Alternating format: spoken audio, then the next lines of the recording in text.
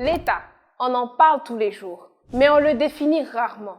Présent dans nos vies par ses lois, ses impôts, ses services publics, il est à la fois garant de l'ordre et source de débats passionnés. Mais qu'est-ce que l'État exactement? Est-il un protecteur indispensable ou une machine de domination?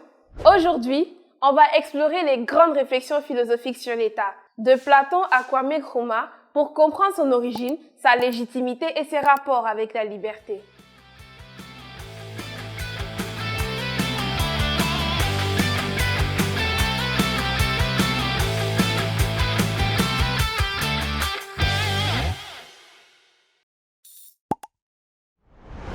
Pour commencer, avant de débattre de son utilité ou de ses dérives, il faut d'abord poser une définition claire de ce qu'est l'État.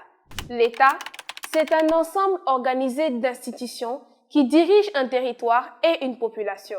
Max Weber, sociologue allemand, le définit comme l'institution qui détient le monopole de la violence légitime. Cela veut dire que, contrairement à un individu ou à un groupe, l'État est le seul à pouvoir user de la force, l'armée, la police, la justice, de manière reconnue par la société.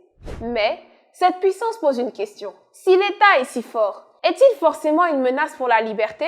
Ou bien cette force est-elle justement la condition de notre liberté? Certains philosophes répondent que l'État est indispensable. D'autres pensent qu'on pourrait très bien vivre sans. Maintenant, voyons ce que nous enseigne l'histoire. Vivre sans État? Les sociétés sans pouvoir central. L'idée d'une société sans État a séduit de nombreux penseurs, notamment les anarchistes. Et il existe, dans l'histoire et encore aujourd'hui, des exemples réels de sociétés organisées autrement. L'anthropologue Pierre Clastres a étudié les sociétés amérindiennes, où le chef ne donne pas d'ordre. Il persuade, conseille, mais ne contraint pas. De façon similaire, dans certaines sociétés africaines précoloniales, comme chez les Igbo du Nigeria ou les Ashanti, avant leur centralisation, le pouvoir reposait sur des conseils d'anciens, des assemblées de villages et un équilibre entre clans, bien sûr, sans État centralisé. L'ordre reposait sur la parole, la coutume et la méditation, plutôt que sur la contrainte armée. Mais si vivre sans État est possible dans certaines conditions, alors pourquoi la plupart des sociétés ont-elles fini par s'en doter? Le bac approche. Tu stresses, c'est normal. Mais avec Tutobac, tu as tout dans Kajou. Un coach qui te conseille. Simon qui répond à tes questions, des vidéos claires, le programme complet. Que demander de plus? Je révise mieux, je stresse moins. Toi aussi, télécharge Kajou. Alors télécharge l'application Kajou et retrouve-moi dans Tutobac. Et crois-moi, on va réussir ensemble. Cerise sur le gâteau, c'est 100% gratuit. Et oui! La réponse tient souvent dans le lien complexe entre sécurité et liberté. Si l'État détient la force, il limite nos libertés individuelles. Mais il protège aussi contre la domination des uns sur les autres.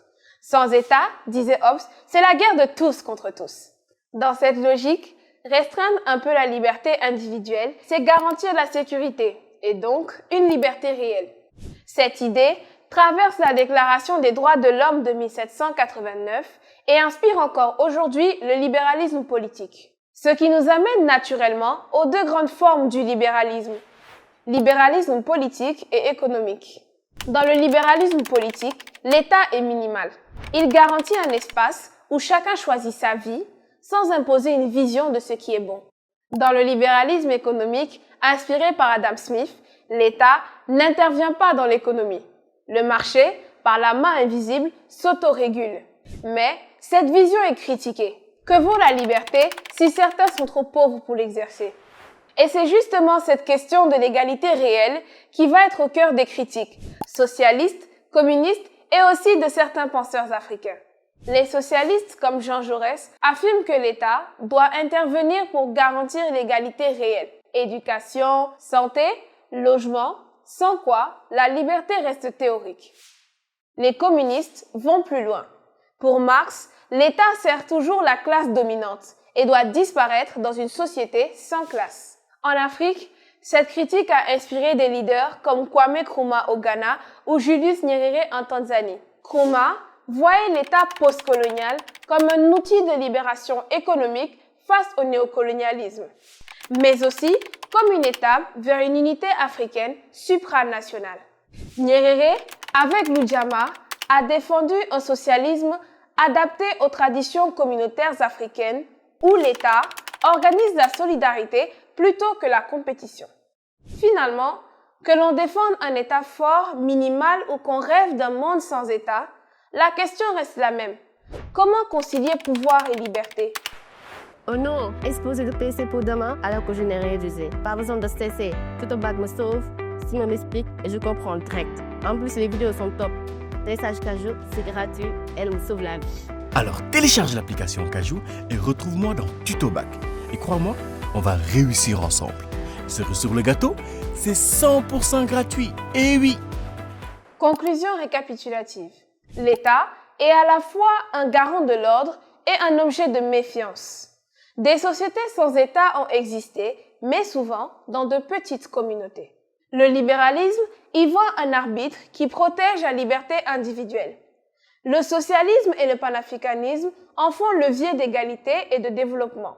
Le communisme, lui, espère un jour s'en passer totalement.